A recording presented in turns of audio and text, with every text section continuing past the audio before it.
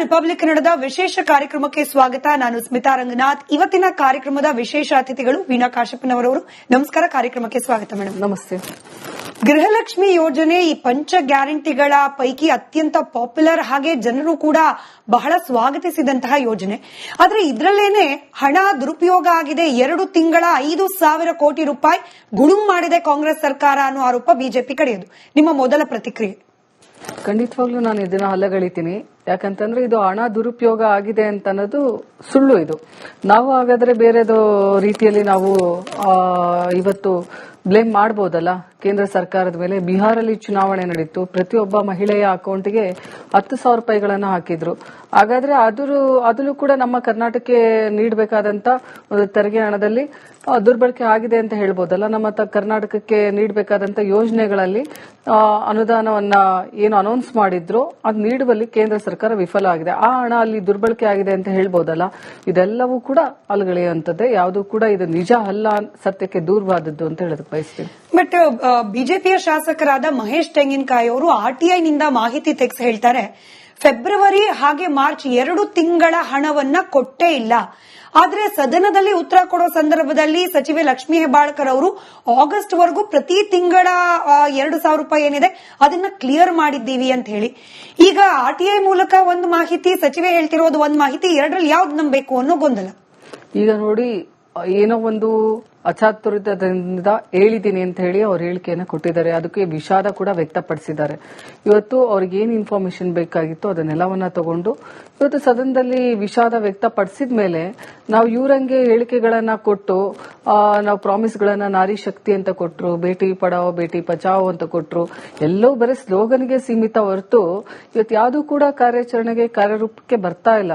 ಪ್ರಧಾನ ಮಂತ್ರಿ ಮಾತೃ ಬಂಧನ ಯೋಜನೆ ಆಗಿರ್ಬೋದು, ಸಾಕಷ್ಟು ಇಂಥ ಮಹಿಳೆಯರ ಪರವಾಗಿರುವಂತಹ ಯೋಜನೆಗಳನ್ನ ಬರೀ ಸ್ಲೋಗನ್ಸ್ಗೆ ಮಾಡಿದ್ರು. ಯಾವುದು ಕೂಡ ವಿಮೆನ್ ಎಂಪವರ್ಮೆಂಟ್ ಅಂತಾರೆ, ಕೇಂದ್ರ ಸರ್ಕಾರದಲ್ಲಿ 0 ವಿಮೆನ್ ಎಂಪವರ್ಮೆಂಟ್. ಇವತ್ತು ವಿಶೇಷವಾಗಿ ನಮ್ಮ ಒಂದು ಕರ್ನಾಟಕ ಸರ್ಕಾರ, ಇವತ್ತು ಕರ್ನಾಟಕ ರಾಜ್ಯ ಸರ್ಕಾರ, ಮಾನ್ಯ ಮುಖ್ಯಮಂತ್ರಿಗಳಾದಂತಹ ಸಿದ್ದರಾಮಯ್ಯ ಅವರು ಇವತ್ತು ನಾವು 5 ಗ್ಯಾರಂಟಿಗಳನ್ನ ಯೋಜನೆಯನ್ನ ಮೊದಲನೇ ದಿನನೇ ನಾವೇನು ಚುನಾವಣೆಗೆ ಮೊದಲೇ ಅನೌನ್ಸ್ ಮಾಡಿದ್ವಿ, ಚುನಾವಣೆ ಗೆದ್ದು ಬಂದ ನಂತರ ಅವೆಲ್ಲವನ್ನೂ ಕೂಡ ಅನುಷ್ಠಾನಕ್ಕೆ ತಗೊಂಬಂದ್ವಿ. ಇವತ್ತು ಶಕ್ತಿ ಯೋಜನೆ ಆಗಿರ್ಬೋದು, ಗೃಹಲಕ್ಷ್ಮಿ ಆಗಿರ್ಬೋದು, ಸಾಕಷ್ಟು ಹೆಣ್ಣು ಮಕ್ಕಳಿಗೆ ಬಹಳಷ್ಟು ಅನುಕೂಲತೆಯನ್ನ ತಂದುಕೊಟ್ಟಂತ ಯೋಜನೆಗಳು.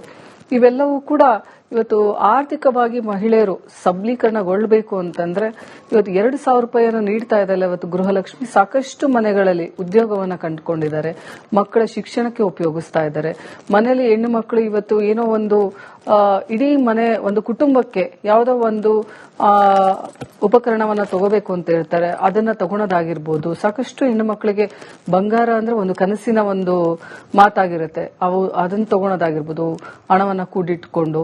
ಇವತ್ತು ಸಾಕಷ್ಟು ಜನ ಹೆಣ್ಣು ಮಕ್ಕಳು ಅದರಿಂದ ಬಿಸ್ನೆಸ್ ಮಾಡ್ತಾ ಇದ್ದಾರೆ. ಇದು ಮತ್ತೆ ವಾಪಸ್ ನಮ್ಮ ಕರ್ನಾಟಕ ಸರ್ಕಾರ ರಾಜ್ಯ ಸರ್ಕಾರಕ್ಕೆ ಇವತ್ತು ವಾಪಸ್ ಬರ್ತಾ ಇದೆ ಅಂತ ಹೇಳೋದಕ್ಕೆ ಬಯಸ್ತೀನಿ. ಇವತ್ತು ಅವ್ರು ಮಾಡ್ತಾ ಇರುವಂತ ಉದ್ಯೋಗ ಇವತ್ತು ನಮಗೂ ಕೂಡ ಕರ್ನಾಟಕ ಸರ್ಕಾರಕ್ಕೆ ಇವತ್ತು ಲಾಭ ಆಗ್ತಾ ಇದೆ. ಸಾಕಷ್ಟು ಇವತ್ತು ಹೆಣ್ಮಕ್ಳಿಗೆ 2 ಯೋಜನೆಗಳು, ಶಕ್ತಿ ಯೋಜನೆಯಲ್ಲಿ ಸಾಕಷ್ಟು ಹೆಣ್ಮಕ್ಳು ಬೇರೆ ಬೇರೆ ಕಡೆ ಪ್ರಯಾಣವನ್ನ ಮಾಡಬೇಕು ಅಂತಂದಾಗ ಗಂಡನ ಮುಂದೋ ತಂದೆ ತಾಯಿಯ ಮುಂದೋ ದುಡ್ಡಿಗೋಸ್ಕರ ಇವತ್ತು ಕೈ ಒಡ್ಡಿ ನಿಂತ್ಕೋಬೇಕಾಗಿತ್ತು. ಇವತ್ತು ಆರ್ಥಿಕವಾಗಿ ಸಬಲೀಕರಣ ಇರ್ಲಿಲ್ಲ. ಗ್ರಾಮೀಣ ಪ್ರದೇಶದಲ್ಲಿ ನೀವು ನೋಡಿದಾಗ ಇವತ್ತು ಸಿಟಿ ಅನ್ನೋದಕ್ಕಿಂತ ಗ್ರಾಮೀಣ ಪ್ರದೇಶದಲ್ಲಿ ಸಾಕಷ್ಟು ಇಂಥ ಚಾಲೆಂಜಸ್ ಅನ್ನ ಹೆಣ್ಮಕ್ಳು ಫೇಸ್ ಮಾಡ್ತಾರೆ. ಮನೆ ನಡೆಸುವಂತವ್ರು ಹೆಣ್ಮಕ್ಳು, ಗಂಡ್ ಮಕ್ಳು ಸಾಕಷ್ಟು ದುಶ್ಚಟಗಳಿಗೆ ಅಧೀನರಾದಾಗ ಇಡೀ ಕುಟುಂಬದ ನಿರ್ವಹಣೆ ಒಬ್ಬ ಹೆಣ್ಮಗಳ ಮೇಲೆ ಇರುತ್ತೆ. ನಾನು ಕೂಡ ಉತ್ತರ ಕರ್ನಾಟಕದೊಳಗಿರೋದ್ರಿಂದ ಸರಿ. ಗಂಭೀರವಾದ ಆರೋಪ ಏನು ಅಂದ್ರೆ ವೀಣಾ ಮೇಡಮ್, ನಿಮ್ ಗಮನಕ್ಕೂ ಕೂಡ ಬಂದಿರಬಹುದು, ಇಲ್ಲಿ ಮಿಸ್ ಆಗಿರೋದು ಬಹಳ ಪ್ರಮುಖವಾಗಿ ನಗರ ಪ್ರದೇಶಕ್ಕಿಂತ ಹೆಚ್ಚಾಗಿ ಗ್ರಾಮೀಣ ಭಾಗ, ಅದರಲ್ಲೂ ಉತ್ತರ ಕರ್ನಾಟಕ ಭಾಗ.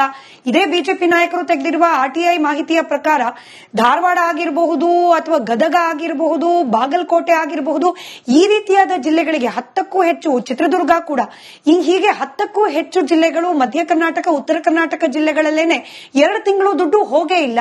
ಹಾಗೆ 5 ತಿಂಗಳು ದುಡ್ಡು ಪೆಂಡಿಂಗ್ ಇದೆ ಅಂತ ಹೇಳಿ ಆನ್ ದ ಫ್ಲೋರ್ ಸಚಿವೇನೆ ಹೇಳಿರೋದ್ರಿಂದ ಒಂದು ಕಡೆಯಲ್ಲಿ ಅವಲಂಬನೆಯನ್ನ ಕಲಿಸಿದ ಸರ್ಕಾರ ಹಿಂಗೆ ತಿಂಗಳ ಕರೆಕ್ಟ್ ಆಗಿ ಕೊಡದೆ ತೊಂದರೆ ಮಾಡ್ತಿದೆ. ಅದರಲ್ಲೂ ಉತ್ತರ ಕರ್ನಾಟಕ ಭಾಗದ ಮಹಿಳೆಯರ ಕೈಗೇನೆ ಹಣ ಸಿಗ್ತಿಲ್ಲ ಅನ್ನೋ ಆರೋಪ ಕೂಡ ಇದೆ. ಇವತ್ತು ನಾನು ಈಗಾಗಲೇ ಹೇಳ್ತಾ ಇದ್ದೆ ಸತ್ಯಕ್ಕೆ ದೂರವಾದದ್ದು ಅಂತೇಳಿ. ಇವತ್ತು ಹಣ ಕೊಡುವಲ್ಲಿ ವಿಳಂಬ ಆಗಿರ್ಬೋದು, ಕೊಡದೇನೆ ನಾವೆಲ್ಲೂ ಕೂಡ ಹಿಂದುಳಿದಿಲ್ಲ. ಇವತ್ತು RTI ನಾವು ಕೇಂದ್ರ ಸರ್ಕಾರದ ಮಹಿಳೆಯರಿಗೆ ಇರುವಂತ ಯೋಜನೆಗಳ ಮೇಲೆ ನಾವು ಕೂಡ ಹಾಕಿದ್ರೆ ಅಷ್ಟೇ ಲೋಪದೋಷಗಳು ನಮಗೂ ಕೂಡ ಸಿಗುತ್ತೆ. ಇವತ್ತು ಮಹಾರಾಷ್ಟ್ರ ಎಲೆಕ್ಷನ್ ಅಲ್ಲಿ ಲಾಡ್ಕಿ ಬೆಹನ್ ಅನ್ನ ನಡೆಸಿದ್ರು, ಅವರು ಒಂದು ದುಡ್ಡನ್ನ ಹಾಕ್ತಾ ಇದ್ರು ಎಲೆಕ್ಷನ್ಕಿನ ಮೊದಲೇನೆ. ಆ ಎಲೆಕ್ಷನ್ ಸಂದರ್ಭದಲ್ಲಿ ಕೆಲವೊಂದು ತಿಂಗಳ ಹಿಂದೆ ಅದು ಬಂದ್ ಆಗಿತ್ತು, ಮತ್ತೆ ಎಲೆಕ್ಷನ್ ಮೂವ್ಮೆಂಟ್ ಅಲ್ಲಿ ಹಾಕಿದ್ರು. ಇವೆಲ್ಲವೂ ಕೂಡ ಹಲವಾರು ಲೋಪದೋಷಗಳು ಇವತ್ತು ಕೇಂದ್ರ ಸರ್ಕಾರದಲ್ಲೂ ಕೂಡ ಅದು ಎಲ್ಲೂ ಬಯಲಿಗೆ ಬರ್ತಾ ಇಲ್ಲ. ಕೇಂದ್ರ ಸರ್ಕಾರಕ್ಕೆ ಯಾರು ಇದ್ರ ಪ್ರಶ್ನೆ ಕೇಳ್ತಾ ಇಲ್ಲ. ಇವತ್ತು ರಾಜ್ಯ ಸರ್ಕಾರದ ನಾವು ಮಾಡ್ತಾ ಇರುವಂತ ಪ್ರಾಮಾಣಿಕ ಪ್ರಯತ್ನವನ್ನ, ಮಹಿಳಾ ಸಬಲೀಕರಣ ಅಂತೇಳಿ ನಾವೇನು ಮಾತನ್ನ ಕೊಟ್ಟಿದ್ವಿ, ಮಹಿಳೆಯರಿಗೆ ಪ್ರಾಮಾಣಿಕವಾಗಿ ಸಬಲೀಕರಣ ಮಾಡೋದಕ್ಕೆ ನಾವು ಪ್ರಯತ್ನವನ್ನ ಮಾಡ್ತಾ ಇದ್ವಿ. ಕೆಲವೊಂದಿಷ್ಟು ವಿಳಂಬ ಆಗ್ಬೋದು ಹೊರತು ನಾವೆಲ್ಲೂ ಆಗ್ಲಿಲ್ಲದಂಗೆ ನಮ್ಮ ಒಂದು ಪ್ರಾಮಿಸ್ ಅನ್ನ ನಾವು ಮುರಿದು ಒಂದು ಹಾಕದೇ ಇಲ್ಲ ಅನ್ನುವಂತ ಮಾತನ್ನ ನಾವೆಲ್ಲೂ ಕೂಡ ಹೇಳಿ. ನಮಸ್ಕಾರ, ರಿಪಬ್ಲಿಕ್ ಕನ್ನಡದ ವಿಶೇಷ ಕಾರ್ಯಕ್ರಮಕ್ಕೆ ಸ್ವಾಗತ. ನಾನು ಸ್ಮಿತಾ ರಂಗನಾಥ್. ಇವತ್ತಿನ ಕಾರ್ಯಕ್ರಮದ ವಿಶೇಷ ಅತಿಥಿಗಳು ವೀಣಾ ಕಾಶಪ್ಪನವರವರು. ನಮಸ್ಕಾರ, ಕಾರ್ಯಕ್ರಮಕ್ಕೆ ಸ್ವಾಗತ ಮೇಡಮ್. ನಮಸ್ತೆ. ಗೃಹಲಕ್ಷ್ಮಿ ಯೋಜನೆ ಈ ಪಂಚ ಗ್ಯಾರಂಟಿಗಳ ಪೈಕಿ ಅತ್ಯಂತ ಪಾಪ್ಯುಲರ್, ಹಾಗೆ ಜನರು ಕೂಡ ಬಹಳ ಸ್ವಾಗತಿಸಿದಂತಹ ಯೋಜನೆ. ಆದ್ರೆ ಇದರಲ್ಲೇನೆ ಹಣ ದುರುಪಯೋಗ ಆಗಿದೆ. 2 ತಿಂಗಳ 5,000 ಕೋಟಿ ರೂಪಾಯಿ ಗುಳುಂ ಮಾಡಿದೆ ಕಾಂಗ್ರೆಸ್ ಸರ್ಕಾರ ಅನ್ನೋ ಆರೋಪ ಬಿಜೆಪಿ ಕಡೆಯದು. ನಿಮ್ಮ ಮೊದಲ ಪ್ರತಿಕ್ರಿಯೆ? ಖಂಡಿತವಾಗ್ಲೂ ನಾನು ಇದನ್ನ ಅಲ್ಲಗಳಿತೀನಿ. ಯಾಕಂತಂದ್ರೆ ಇದು ಹಣ ದುರುಪಯೋಗ ಆಗಿದೆ ಅಂತ ಅನ್ನೋದು ಸುಳ್ಳು. ಇದು ನಾವು ಹಾಗಾದ್ರೆ ಬೇರೆದು ರೀತಿಯಲ್ಲಿ ನಾವು ಇವತ್ತು ಬ್ಲೇಮ್ ಮಾಡಬಹುದಲ್ಲ ಕೇಂದ್ರ ಸರ್ಕಾರದ ಮೇಲೆ. ಬಿಹಾರಲ್ಲಿ ಚುನಾವಣೆ ನಡೀತು, ಪ್ರತಿಯೊಬ್ಬ ಮಹಿಳೆಯ ಅಕೌಂಟ್ಗೆ 10,000 ರೂಪಾಯಿಗಳನ್ನ ಹಾಕಿದ್ರು. ಹಾಗಾದ್ರೆ ಅದನ್ನು ಕೂಡ ನಮ್ಮ ಕರ್ನಾಟಕಕ್ಕೆ ನೀಡಬೇಕಾದಂತ ಒಂದು ತೆರಿಗೆ ಹಣದಲ್ಲಿ ದುರ್ಬಳಕೆ ಆಗಿದೆ ಅಂತ ಹೇಳ್ಬೋದಲ್ಲ. ನಮ್ಮ ಕರ್ನಾಟಕಕ್ಕೆ ನೀಡಬೇಕಾದಂತ ಯೋಜನೆಗಳಲ್ಲಿ ಅನುದಾನವನ್ನ ಏನು ಅನೌನ್ಸ್ ಮಾಡಿದ್ರು ಅದು ನೀಡುವಲ್ಲಿ ಕೇಂದ್ರ ಸರ್ಕಾರ ವಿಫಲ ಆಗಿದೆ. ಆ ಹಣ ಅಲ್ಲಿ ದುರ್ಬಳಕೆ ಆಗಿದೆ ಅಂತ ಹೇಳ್ಬೋದಲ್ಲ. ಇದೆಲ್ಲವೂ ಕೂಡ ಅಲಗಳೆಯುವಂತದ್ದೇ. ಯಾವುದು ಕೂಡ ಇದು ನಿಜ ಅಲ್ಲ, ಸತ್ಯಕ್ಕೆ ದೂರವಾದದ್ದು ಅಂತ ಹೇಳೋದಕ್ಕೆ ಬಯಸ್ತೇನೆ. ಬಟ್ ಬಿಜೆಪಿಯ ಶಾಸಕರಾದ ಮಹೇಶ್ ತೆಂಗಿನಕಾಯಿ ಅವರು RTI ನಿಂದ ಮಾಹಿತಿ ತೆಗೆಸಿ ಹೇಳ್ತಾರೆ, ಫೆಬ್ರವರಿ ಹಾಗೆ ಮಾರ್ಚ್ 2 ತಿಂಗಳ ಹಣವನ್ನ ಕೊಟ್ಟೇ ಇಲ್ಲ. ಆದ್ರೆ ಸದನದಲ್ಲಿ ಉತ್ತರ ಕೊಡೋ ಸಂದರ್ಭದಲ್ಲಿ ಸಚಿವೆ ಲಕ್ಷ್ಮೀ ಹೆಬ್ಬಾಳ್ಕರ್ ಅವರು ಆಗಸ್ಟ್ ವರೆಗೂ ಪ್ರತಿ ತಿಂಗಳ 2,000 ರೂಪಾಯಿ ಏನಿದೆ ಅದನ್ನ ಕ್ಲಿಯರ್ ಮಾಡಿದ್ದೀವಿ ಅಂತ ಹೇಳಿ, ಈಗ RTI ಮೂಲಕ ಒಂದು ಮಾಹಿತಿ, ಸಚಿವೆ ಹೇಳ್ತಿರೋದು ಒಂದು ಮಾಹಿತಿ, ಎರಡರಲ್ಲಿ ಯಾವ್ದು ನಂಬಬೇಕು ಅನ್ನೋ ಗೊಂದಲ. ಈಗ ನೋಡಿ, ಏನೋ ಒಂದು ಅಚಾತುರ್ಯದಿಂದ ಹೇಳಿದ್ದೀನಿ ಅಂತ ಹೇಳಿ ಅವ್ರ ಹೇಳಿಕೆಯನ್ನು ಕೊಟ್ಟಿದ್ದಾರೆ. ಅದಕ್ಕೆ ವಿಷಾದ ಕೂಡ ವ್ಯಕ್ತಪಡಿಸಿದ್ದಾರೆ. ಇವತ್ತು ಅವ್ರಿಗೆ ಏನ್ ಇನ್ಫಾರ್ಮೇಶನ್ ಬೇಕಾಗಿತ್ತು ಅದನ್ನೆಲ್ಲವನ್ನ ತಗೊಂಡು ಇವತ್ತು ಸದನದಲ್ಲಿ ವಿಷಾದ ವ್ಯಕ್ತಪಡಿಸಿದ ಮೇಲೆ ನಾವು ಇವರಂಗೆ ಹೇಳಿಕೆಗಳನ್ನ ಕೊಟ್ಟು ನಾವು ಪ್ರಾಮಿಸ್ಗಳನ್ನ ನಾರಿ ಶಕ್ತಿ ಅಂತ ಕೊಟ್ರು, ಬೇಟಿ ಪಡಾವೋ ಬೇಟಿ ಬಚಾವೋ ಅಂತ ಕೊಟ್ರು, ಎಲ್ಲವೂ ಬರೀ ಸ್ಲೋಗನ್ಗೆ ಸೀಮಿತ ಹೊರತು ಇವತ್ತು ಯಾವ್ದು ಕೂಡ ಕಾರ್ಯಾಚರಣೆಗೆ ಕಾರ್ಯರೂಪಕ್ಕೆ ಬರ್ತಾ ಇಲ್ಲ. ಪ್ರಧಾನ ಮಂತ್ರಿ ಮಾತೃ ಬಂಧನ ಯೋಜನೆ ಆಗಿರ್ಬೋದು, ಸಾಕಷ್ಟು ಇಂಥ ಮಹಿಳೆಯರ ಪರವಾಗಿರುವಂತಹ ಯೋಜನೆಗಳನ್ನ ಬರೀ ಸ್ಲೋಗನ್ಸ್ಗೆ ಮಾಡಿದ್ರು. ಯಾವುದು ಕೂಡ ವಿಮೆನ್ ಎಂಪವರ್ಮೆಂಟ್ ಅಂತಾರೆ, ಕೇಂದ್ರ ಸರ್ಕಾರದಲ್ಲಿ 0 ವಿಮೆನ್ ಎಂಪವರ್ಮೆಂಟ್. ಇವತ್ತು ವಿಶೇಷವಾಗಿ ನಮ್ಮ ಒಂದು ಕರ್ನಾಟಕ ಸರ್ಕಾರ, ಇವತ್ತು ಕರ್ನಾಟಕ ರಾಜ್ಯ ಸರ್ಕಾರ, ಮಾನ್ಯ ಮುಖ್ಯಮಂತ್ರಿಗಳಾದಂತಹ ಸಿದ್ದರಾಮಯ್ಯ ಅವರು ಇವತ್ತು ನಾವು 5 ಗ್ಯಾರಂಟಿಗಳನ್ನ ಯೋಜನೆಯನ್ನ ಮೊದಲನೇ ದಿನನೇ ನಾವೇನು ಚುನಾವಣೆಗೆ ಮೊದಲೇ ಅನೌನ್ಸ್ ಮಾಡಿದ್ವಿ, ಚುನಾವಣೆ ಗೆದ್ದು ಬಂದ ನಂತರ ಅವೆಲ್ಲವನ್ನೂ ಕೂಡ ಅನುಷ್ಠಾನಕ್ಕೆ ತಗೊಂಬಂದ್ವಿ.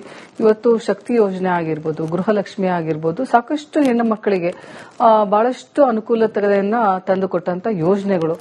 ಇವೆಲ್ಲವೂ ಕೂಡ ಇವತ್ತು ಆರ್ಥಿಕವಾಗಿ ಮಹಿಳೆಯರು ಸಬಲೀಕರಣಗೊಳ್ಳಬೇಕು ಅಂತಂದ್ರೆ ಇವತ್ತು 2,000 ರೂಪಾಯಿಯನ್ನು ನೀಡ್ತಾ ಇದ್ದಾರೆ. ಇವತ್ತು ಗೃಹಲಕ್ಷ್ಮಿ ಸಾಕಷ್ಟು ಮನೆಗಳಲ್ಲಿ ಉದ್ಯೋಗವನ್ನ ಕಂಡುಕೊಂಡಿದ್ದಾರೆ, ಮಕ್ಕಳ ಶಿಕ್ಷಣಕ್ಕೆ ಉಪಯೋಗಿಸ್ತಾ ಇದ್ದಾರೆ. ಮನೆಯಲ್ಲಿ ಹೆಣ್ಣು ಮಕ್ಕಳು ಇವತ್ತು ಏನೋ ಒಂದು ಇಡೀ ಮನೆ ಒಂದು ಕುಟುಂಬಕ್ಕೆ ಯಾವುದೋ ಒಂದು ಉಪಕರಣವನ್ನ ತಗೋಬೇಕು ಅಂತ ಹೇಳ್ತಾರೆ, ಅದನ್ನ ತಗೊಳೋದಾಗಿರ್ಬೋದು. ಸಾಕಷ್ಟು ಹೆಣ್ಣು ಮಕ್ಕಳಿಗೆ ಬಂಗಾರ ಅಂದ್ರೆ ಒಂದು ಕನಸಿನ ಒಂದು ಮಾತಾಗಿರುತ್ತೆ, ಅದನ್ನ ತಗೊಳೋದಾಗಿರ್ಬೋದು, ಹಣವನ್ನ ಕೂಡಿಟ್ಕೊಂಡು. ಇವತ್ತು ಸಾಕಷ್ಟು ಜನ ಹೆಣ್ಣು ಮಕ್ಕಳು ಅದರಿಂದ ಬಿಸ್ನೆಸ್ ಮಾಡ್ತಾ ಇದ್ದಾರೆ. ಇದು ಮತ್ತೆ ವಾಪಸ್ ನಮ್ಮ ಕರ್ನಾಟಕ ಸರ್ಕಾರ ರಾಜ್ಯ ಸರ್ಕಾರಕ್ಕೆ ಇವತ್ತು ವಾಪಸ್ ಬರ್ತಾ ಇದೆ ಅಂತ ಹೇಳೋದಕ್ಕೆ ಬಯಸ್ತೀನಿ. ಇವತ್ತು ಅವ್ರು ಮಾಡ್ತಾ ಇರುವಂತ ಉದ್ಯೋಗ ಇವತ್ತು ನಮಗೂ ಕೂಡ ಕರ್ನಾಟಕ ಸರ್ಕಾರಕ್ಕೆ ಇವತ್ತು ಲಾಭ ಆಗ್ತಾ ಇದೆ. ಸಾಕಷ್ಟು ಇವತ್ತು ಹೆಣ್ಮಕ್ಳಿಗೆ 2 ಯೋಜನೆಗಳು, ಶಕ್ತಿ ಯೋಜನೆಯಲ್ಲಿ ಸಾಕಷ್ಟು ಹೆಣ್ಮಕ್ಳು ಬೇರೆ ಬೇರೆ ಕಡೆ ಪ್ರಯಾಣವನ್ನ ಮಾಡಬೇಕು ಅಂತಂದಾಗ ಗಂಡನ ಮುಂದೋ ತನ್ನ ತಾಯಿಯ ಮುಂದೋ ದುಡ್ಡಿಗೋಸ್ಕರ ಇವತ್ತು ಕೈಯೊಡ್ಡಿ ನಿಂತ್ಕೋಬೇಕಾಗಿತ್ತು. ಇವತ್ತು ಆರ್ಥಿಕವಾಗಿ ಸಬಲೀಕರಣ ಇರ್ಲಿಲ್ಲ. ಗ್ರಾಮೀಣ ಪ್ರದೇಶದಲ್ಲಿ ನೀವು ನೋಡಿದಾಗ ಇವತ್ತು ಸಿಟಿ ಅನ್ನೋದಕ್ಕಿಂತ ಗ್ರಾಮೀಣ ಪ್ರದೇಶದಲ್ಲಿ ಸಾಕಷ್ಟು ಇಂಥ ಚಾಲೆಂಜಸ್ ಅನ್ನ ಹೆಣ್ಮಕ್ಳು ಫೇಸ್ ಮಾಡ್ತಾರೆ. ಮನೆ ನಡೆಸುವಂತವ್ರು ಹೆಣ್ಮಕ್ಳು, ಗಂಡ್ ಮಕ್ಳು ಸಾಕಷ್ಟು ದುಶ್ಚಟಗಳಿಗೆ ಅಧೀನರಾದಾಗ ಇಡೀ ಕುಟುಂಬದ ನಿರ್ವಹಣೆ ಒಬ್ಬ ಹೆಣ್ಮಗಳ ಮೇಲೆ ಇರುತ್ತೆ. ನಾನು ಕೂಡ ಉತ್ತರ ಕರ್ನಾಟಕದೊಳಗಿರೋದ್ರಿಂದ ಸರಿ, ಗಂಭೀರವಾದ ಆರೋಪ ಏನು ಅಂದ್ರೆ ವೀಣಾ ಮೇಡಮ್, ನಿಮ್ ಗಮನಕ್ಕೂ ಕೂಡ ಬಂದಿರಬಹುದು. ಇಲ್ಲಿ ಮಿಸ್ ಆಗಿರೋದು ಬಹಳ ಪ್ರಮುಖವಾಗಿ ನಗರ ಪ್ರದೇಶಕ್ಕಿಂತ ಹೆಚ್ಚಾಗಿ ಗ್ರಾಮೀಣ ಭಾಗ, ಅದರಲ್ಲೂ ಉತ್ತರ ಕರ್ನಾಟಕ ಭಾಗ. ಇದೇ ಬಿಜೆಪಿ ನಾಯಕರು ತೆಗೆದಿರುವ ಆರ್ಟಿಐ ಮಾಹಿತಿಯ ಪ್ರಕಾರ ಧಾರವಾಡ ಆಗಿರಬಹುದು ಅಥವಾ ಗದಗ ಆಗಿರಬಹುದು, ಬಾಗಲಕೋಟೆ ಆಗಿರಬಹುದು, ಈ ರೀತಿಯಾದ ಜಿಲ್ಲೆಗಳಿಗೆ 10ಕ್ಕೂ ಹೆಚ್ಚು, ಚಿತ್ರದುರ್ಗ ಕೂಡ, ಹೀಗೆ 10ಕ್ಕೂ ಹೆಚ್ಚು ಜಿಲ್ಲೆಗಳು ಮಧ್ಯ ಕರ್ನಾಟಕ, ಉತ್ತರ ಕರ್ನಾಟಕ ಜಿಲ್ಲೆಗಳಲ್ಲೇನೆ 2 ತಿಂಗಳು ದುಡ್ಡು ಹೋಗೇ ಇಲ್ಲ.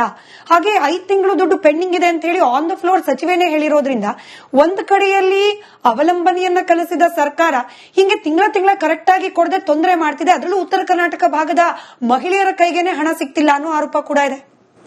ಇವತ್ತು ನಾನು ಈಗಾಗಲೇ ಹೇಳ್ದೆ ಇದು ಸತ್ಯಕ್ಕೆ ದೂರವಾದದ್ದು ಅಂತೇಳಿ. ಇವತ್ತು ಹಣ ಕೊಡುವಲ್ಲಿ ವಿಳಂಬ ಆಗಿರ್ಬೋದು, ಕೊಡದೇನೆ ನಾವೆಲ್ಲೂ ಕೂಡ ಹಿಂದುಳಿದಿಲ್ಲ.